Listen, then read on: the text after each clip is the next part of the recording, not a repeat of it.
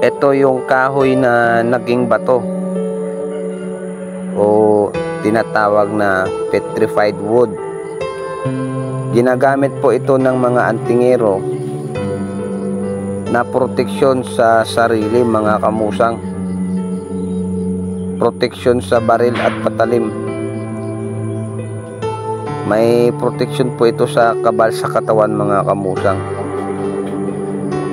Pwede rin po ito na ginagamit panangkap sa pagkasa ng bao na dibon.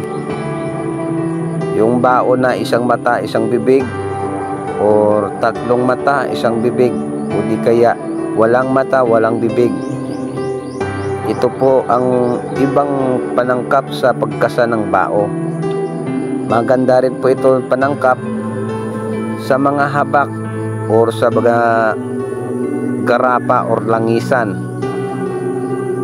May taglay po na pangkabal sa katawan at proteksyon sa bala, itak or patalim. Ang kahoy po ay nagiging bato na sa katagalan ng panahon.